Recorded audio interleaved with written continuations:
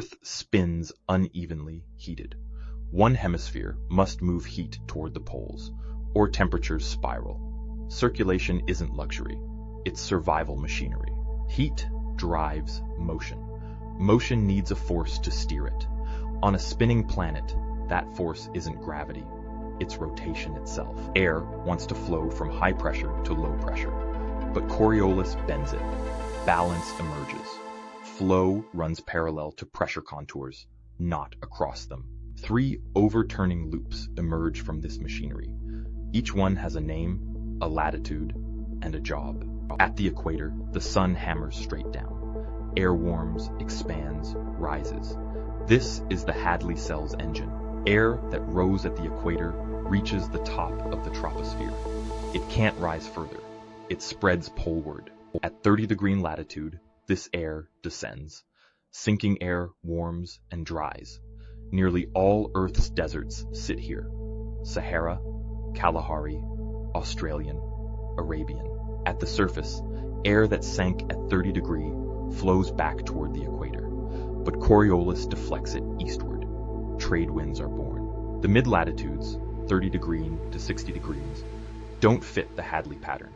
Storms and eddies dominate here. This is the Ferrel cell. Storms in the mid-latitudes move air poleward aloft and equatorward at the surface. They redistribute heat by pure chaos. Westerly winds dominate the mid-latitudes. Air flows west to east.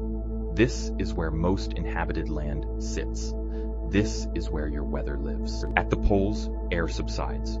Cold air sinks, spreads toward lower latitudes. Coriolis deflects it. Polar easterlies blow. So far, the 3 cells describe a peaceful world, but reality has fast currents, jet streams, that steer everything. Jet streams form where temperature changes sharply. Warm tropical air meets cold polar air. The gradient is steep. Wind speeds spike. 4 main jet streams exist on Earth. 2 subtropical, 2 polar. Each one marks an edge, a border between 2 climate zones. The subtropical jet sits above the descending branch of the Hadley cell at 30° latitude. The polar jet sits at the edge of the Ferrel cell, near 60°. Jet streams aren't straight. They meander like rivers. These meanders are Rossby waves, planetary waves created by Earth's rotation and the jet's shape. When Rossby waves amplify, the jet buckles. A northward bulge brings warm air. A southward dip brings cold. Weather extremes follow the jet.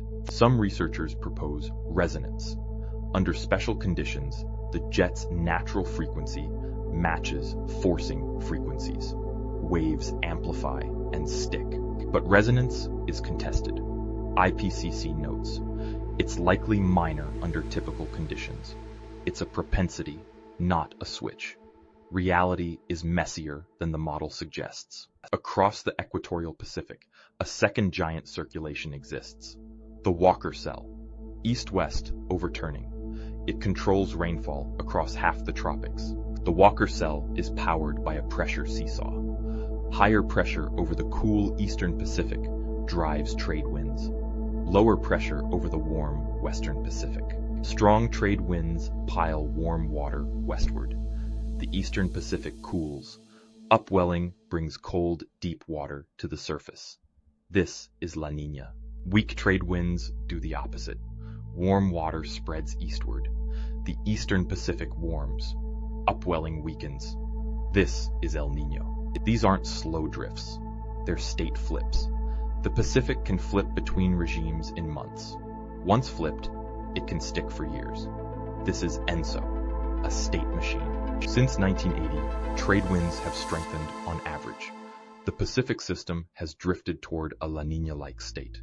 This is a soft threshold, a regime shift. In the southern hemisphere, a pressure seesaw defines climate over Antarctica and the Southern Ocean. It's called the Southern Annular Mode, SAM. When SAM is positive, the pressure difference is large. Westerly winds strengthen around Antarctica. Cold air stays locked near the pole. When SAM is negative, the pressure difference shrinks. Westerlies weaken. Cold air drifts northward. Antarctic surface warms. Sea ice melts more easily. SAM has shifted.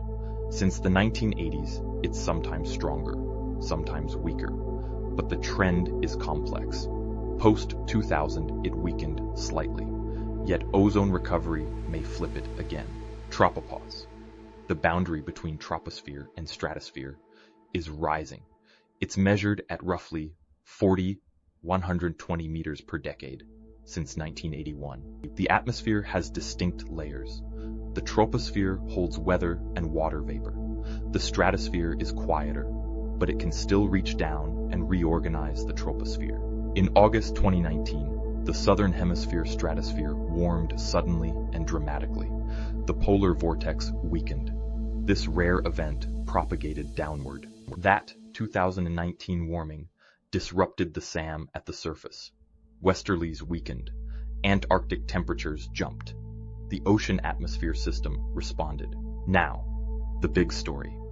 Atlantic overturning circulation, AMOC, is weakening. The rapid 26-degree N array has measured it since 2004. In 2010-2011, AMOC crashed, a major downturn. Then it didn't recover. It has declined steadily since then. This is measured, not modeled. Why? Wind stress is a big driver. Changes in North Atlantic wind patterns force AMOC variability. Atmosphere and ocean are tightly coupled. If AMOC collapsed completely, which IPCC says is unlikely before 2100 but not impossible, the Atlantic pattern would shift. Rain belts would move.